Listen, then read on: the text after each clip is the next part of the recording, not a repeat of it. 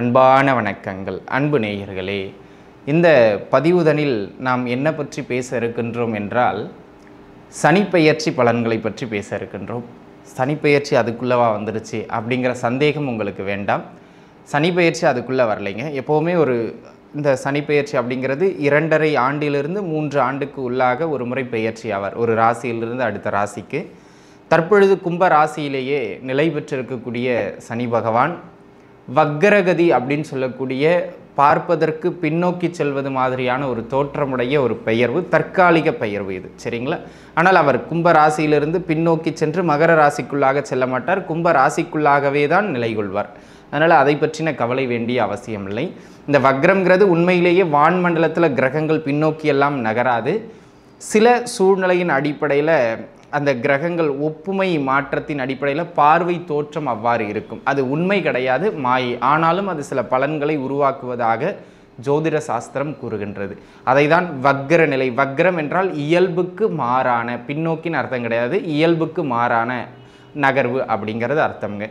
எப்போவுமே அந்த கடிகார திசையில், கடிகார முள்ளின் திசையில் சுழன்று கொண்டிருப்பது இயல்பு என்றால், அதற்கு மாறானது அதற்கு எதிர் திசையில் சுழல்வது. அதனால் அதனை வக்ரம் என்று கூறுவார்கள்.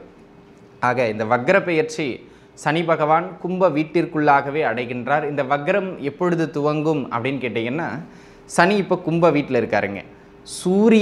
சூரியன் இருக்கார் இல்லைங்களா, அந்த வீட்டிலிருந்து 5வது வீடு அது தொட்டு 9வது வீடு வரை, சூரியனுக்கு 5 முதல் 9 வரை குஜாதி ஐவர்கள்னு சொல்லக்கூடிய குருவானாலும் சரி, சனியானாலும் சரி, இவங்க செவ்வாயானாலும் சரி, எந்த ஒரு கிரகங்களும் அந்த 5லிருந்து 9க்குள்ளாக செல்லுகின்ற பொழுது வக்ர நிலையை பெறுவார்கள். இதில் புதனும் சுக்கிரனும் முக்கூட்டு கிரகங்கள்ங்கிறதுனால அவங்க வக்ரம் பெற மாட்டார்கள் அந்த 5 to 9க்கு இடையில். ஏன்னா அவங்களால போகவே முடியாது. அந்த விதத்தில் சனி, குரு, செவ்வாய் இந்த கிரகங்கள் அந்த சூரியனிடமிருந்து 5லிருந்து 9 வரை செல்லுகின்ற பொழுது வக்ரம் பெறுவார்கள். அந்த அமைப்பின் அடிப்படையில் இப்பொழுது வருகின்ற ஜூன் மாதம் 29ஆம் தேதி சனி பகவான் வக்ர நிலை ஆரம்பித்து அவர் நவம்பர் மாதம் 15ஆம் தேதி வரை கிட்டத்தட்ட 4.5 மாத காலகட்டம் வக்ர நிலையில் கும்ப ராசிக்குள்ளாக நிலை பெற இருக்கின்றார். இது ஒரு பொதுவான கோச்சார பலன், சரிங்களா? இதனுடைய பலம் ஒரு 10% அவ்வளவுதான், சரிங்களா? அதற்கு மேலாக இதற்கு பலம் கிடையாது. ஆனால் உங்கள் சுய ஜாதக தசாபுக்தியின் ஒத்துதான் இந்த பலன்கள் போகுங்க. உங்கள் ஜாதகத்தில் கும்ப ராசியில் என்ன கிரகங்கள் இருக்கிறாங்க அப்படிங்கிறத பொறுத்தும் இந்த பலன்கள் கொஞ்சம் வீரியமடையும். ஆக அன்பு நண்பர்களே, இந்த கோச்சாரத்தில் ஏற்படுகின்ற இந்த சனி பகவானின் வக்ர பெயர்வு அடுத்த 4.5 மாத காலகட்டங்களுக்கு உங்களுக்கு என்ன இடங்களில் ஏற்றங்களை வழங்கும், என்ன இடங்களில் கவனம் தேவை என்பதனை சற்று விரிவாக பார்க்கலாம் வாருங்கள். துலாம் ராசி நேயர்களே, துலாம் ராசியை பொறுத்த மட்டிலும் சித்திரை 3, 4ஆம் பாதம், சுவாதி நட்சத்திரம் மற்றும் விசாக நட்சத்திரத்தினுடைய முதல் 3 பாதம், இதில் பிறந்தவங்க அனைவருமே இந்த துலாம் ராசிக்குள்ளாக தான் வருவீர்கள்.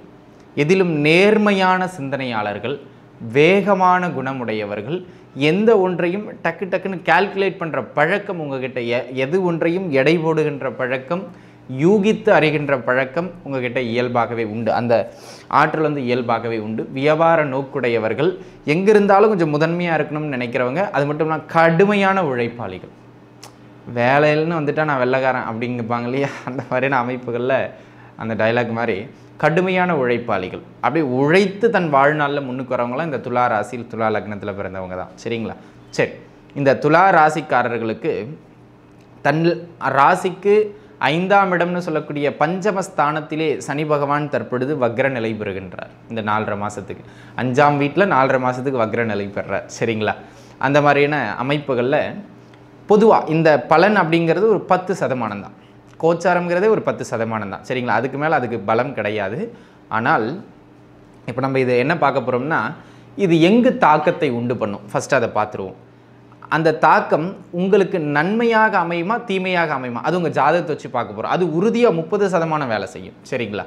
உங்கள் தசாபுக்தி எப்படி இருந்தாலும். அப்போ முதல்ல நம்ம எங்கே தாக்கத்தை உண்டு பண்ணும், எந்தெந்த இடங்களில் உங்களுக்கு தாக்கத்தை உண்டு பண்ணும், கல்யாணம், திருமணம், குழந்தை, இதெல்லாம் போக வேண்டாம். உங்களுக்கு இந்த இடத்துல தாங்க தாக்கம் உண்டு பண்ணும் இந்த வக்ர பெயர்ச்சி அப்படிங்கிறத முதல்ல பார்த்துருவோம்.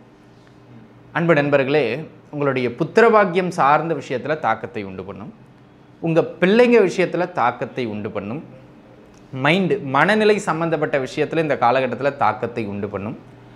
காதல் சம்பந்தப்பட்ட விஷயத்தில் தாக்கத்தை உண்டு பண்ணும்.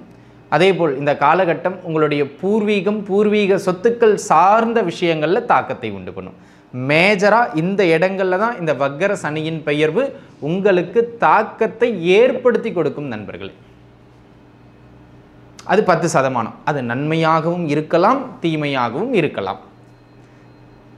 அது யாருக்கு நன்மையாக இருக்கும் போது 30% எப்போ வேலை செய்யும் அப்படிங்கிறத நம்ம அடுத்தது பார்க்க போகிறோம். ஆக இந்த இடங்களில் தான் உங்களுக்கு தாக்கங்களை உண்டு பண்ண இந்த வக்கர சனியின் பெயர்வு காத்து கொண்டு இருக்கின்றது துலாம் ராசி நேயர்களே. சரிங்க, இப்போ இந்த தாக்கம்னு சொல்லிட்டீங்க, 10% தான் சொல்லிட்டீங்க. அப்போ அந்த 10% பெருசாக மேட்ரு கிடையாதுன்னு சொல்லிட்டீங்க. ஆனால் அது எப்போ நமக்கு மேட்ராக எடுத்துக்கிறது, கவனத்தில் எடுத்துக்கிறது அப்படின்னு கேட்டிங்கன்னா, உங்களுடைய சுய ஜாதகத்தை எடுத்து வச்சுக்கிடுங்க. உங்கள் சுய ஜாதகத்தில் ராசி கட்டத்தை எடுத்துக்கிடுங்க. உங்களுடைய பிறப்பு லக்னம் எதுவாக வேணாலும் இருக்கலாம். நீங்கள் துலா ராசியானால் உங்கள் ராசிக்கு 5ஆம் வீட்டை பாருங்கள், கும்ப வீடு. அந்த வீட்டில் சனி பகவான் அமர்ந்திருந்தாலோ அல்லது குரு பகவான் அமர்ந்திருந்தாலோ அல்லது சுக்கிர பகவான் அமர்ந்திருந்தாலோ அல்லது புதன் பகவான் அமர்ந்திருந்தாலோ உறுதியாக இது நன்மையான தாக்கமாக அமையும். இந்த இடங்கள்லாம் எப்போ அமையும்? 30%ஆகவும் அது உயர்வு பெறும், நன்மையானதாகவும் அமையும். அது எப்போ அப்படின்னு கேட்டிங்கன்னா, இப்போ நான் சொல்ல இந்த 4 கிரகங்கள் யாரேனும் ஒருவரோ ஒன்றுக்கு மேற்பட்டவரோ அமர்ந்து அந்த கிரகம் வக்ரம் பெற்றிருக்கணும், அப்போ தான் அமையும். இப்போ குரு அமர்ந்துட்டாருங்க, ஆனால் அவர் வக்ரம் பெறல, ஒரு மாற்றமும் இல்லை. அந்த தாக்கம் நன்மையாகவும் இருக்கலாம், தீமையாக இருக்கலாம், அது 10%, நாட் மேட்டர். ஆனால் அவர் வக்ரம் பெற்றுட்டார், உறுதியாக அது புத்திர பாக்கியத்தை ஏற்படுத்தி கொடுக்கும். குழந்தை பாக்கியத்துக்காக முயற்சி செய்துட்டு இருக்கவங்களுக்கு புத்திர பாக்கியத்தை ஏற்படுத்தி கொடுக்கும். அங்கேயே சனி போய்கிட்டு இருக்கார், வக்ர சனி உங்கள் ஜாதகத்தில் இருக்கார். அந்த வீட்டில் இப்போ சனி வக்ரம் பெறுறார்.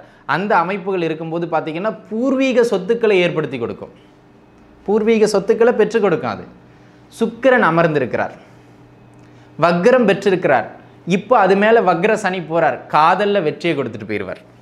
அப்போ நம்ம எங்கெங்கே தாக்கம் சொன்னவங்க? காதலில் தாக்கம் சொன்னோம், புத்திர பேரில் தாக்கம் சொன்னோம், மனநிலையில் தாக்கம் சொன்னோம், பிள்ளைகள் சார்ந்த விஷயங்களில் தாக்கம் சொன்னோம், இதெல்லாம் தாக்கம் சொன்னோம் இல்லையா? இந்த தாக்கங்கள் அனைத்தும், இந்த இடங்கள் அனைத்தும் உங்களுக்கு நற்பலன்களை கொடுக்கும். பூர்வீக சொத்துக்கள் அமைகிறது, நல்ல சிந்தனைகளை சிந்திக்கின்றது, பிள்ளை பேறு பெறுவது, உங்கள் பிள்ளைகளோட வளர்ச்சியை கண்டு மனமகிழ்வு பெறுவது, இந்த காதல் கைகூடி வருவது அனைத்தும் அற்புதமாக அமையும். குரு அங்கு வக்ரம் பெற்று அமர்ந்திருந்தாலோ அல்லது சனி வக்ரம் பெற்று அமர்ந்திருந்தாலோ அல்லது சுக்கிரன் வக்ரம் பெற்று அமர்ந்திருந்தாலோ அல்லது புதன் வக்ரம் பெற்று அமர்ந்திருந்தாலோ, இல்லைங்க சனியோ குருவோ இருக்காங்க ஆனால் வக்ரம் பெறல, ஒரு மாற்றமும் இல்லை. முதல்ல சொன்ன 10% அந்த இடத்துல தாக்கம், அவ்வளவுதான். அது நன்மையாகவும் இருக்கலாம், தீமையாகவும் இருக்கலாம், அது நீங்கள் தான் பார்த்துக்கிடணும். எந்த கிரகமே இல்லை, அப்போ தாக்கமே இருக்காது, அது வெறுமனே 10% தான், அது எந்த மாற்றத்தையும் தராது. சரிங்களா? அப்போது இப்போ நான் சொன்ன கிரகங்கள் வக்ரம் பெற்று இருக்குது அப்படிங்கிற பட்சத்தில் உறுதியாக நன்மை உண்டு. அது எந்த தசாபுக்தி நடந்தாலும் உண்டு. 30% அதுக்கு பலம். இப்போ ஜாதகப்படியே நல்ல தசை நடக்குதுங்க, அடிச்சு தூக்கிறோம், கவலைப்பட வேண்டிய அவசியம் இல்லை. சரிங்களா? சரி, இது எப்போ தீமையாக மாறும்? அந்த தீமையும் உறுதியாக 30%.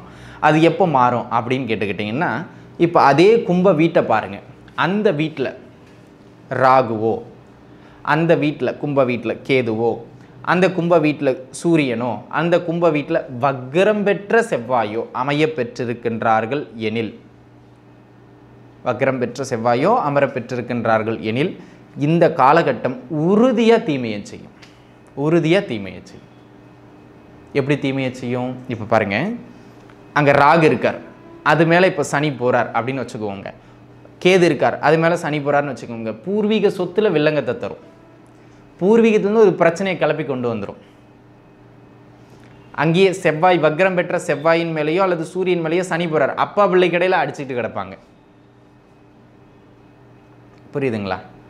அந்த வீட்லேயே அதே வக்ரம் பெற்ற செவ்வாயின் மேலேயோ அல்லது சூரியன் மேலேயோ ராகு மேலேயோ கேது மேலேயோ சனி போகிறார், காதலில் பிரச்சனை வந்துடும், அல்லது சொல்ல போன காதல் பிரச்சனையாகி ஸ்டேஷனுக்கு போயிடும். புரியுதுங்களா? அப்போ நம்ம எங்கெல்லாம் தாக்கம்னு சொன்னோமோ, இப்போ பாருங்கள், அதே ராகு கேதுக்கள் மேலேயோ சூரியன் மேலேயோ சனி மேலேயோ இப்போ வக்ரம் பெற்ற சனி போகிறாருங்க, மைண்டு ஃபுல்லாக எப்போவுமே ப்ரெஷராகவே இருப்பாங்க, அப்படியே உருன்னு இருப்பாங்க, கோபமாகவே இருப்பாங்க. ஒரு பதட்ட நிலையே இந்த 4.5 மாதத்துக்கு உங்களுக்கு இருக்கும். அடிக்கடி பெரும்பான்மையாக இருக்கும். ஒரு மனநிறைவு இல்லாமலேயே ஓடிக்கிட்டு இருக்கிற மாதிரி இருக்கும். காரணமே இன்றி மனம் கலக்கமாகவே இருக்கும். பிள்ளைகளுக்கு இந்த பீரியடில் தான் உடல்நிலையில் தொந்தரவுகள் ஏற்படும். சரிங்களா? அப்போது இந்த தாக்கம்னு முதல்ல சொன்ன இடங்கள்லாம் உறுதியாக தாக்கம் தீமையானதாக அமையும். அது 30% அமையும். ஒருவேளை இப்படி அமர்ந்து தசாபுத்தியும் சிறப்பில்லை, 6, 8, 12 பாதக மாரக தசைகள் நடக்குது அப்படின்னா அது இன்னுமே கடுமையான தொந்தரவுகளை ஏற்படுத்தும். அவ்வளவுதாங்க லாஜிக். சரிங்களா? இப்போ நீங்கள் வச்சு பார்த்துக்கிடுங்க. சரிங்களா? இப்போ ஒரு வேளை தாக்கம் வந்து தீமையான தாக்கமாக இருக்குது, 30% இருக்குது அப்படிங்கிற பட்சத்தில் என்ன பண்ணுறது சார்? இப்போ நம்ம சொன்ன அந்த தாக்கம் ஏற்படுங்கிற இடங்களில் அகலக்கால் வைக்காதீங்க. பிள்ளைகளோடு போயிட்டு ரொம்ப அவங்கள டைட் பண்ணாதீங்க. பூர்வீக சொத்து சார்ந்து இப்போ பிரச்சனையை கலப்பாதீங்க. இப்போ போய் லவ் ப்ரப்போஸ் பண்ணுறேன்னு சொல்லி தேவையில்லாமல் பின்னாடி சுற்றி 4.5 மாதம் வேஸ்ட் பண்ணாதீங்க. இதை பண்ணாமல் இருந்தீங்கனாலே தாக்கம் குறைஞ்சிரும். இதையும் தாண்டி கால பைரவ பெருமானை தேய்பிரைகளில் வருகின்ற சனிக்கிழமைகளில் தூரம் வழிபாடு செய்கிறது இன்னுமே நல்ல ஏற்றத்தை பெற்றுக் கொடுக்கும்.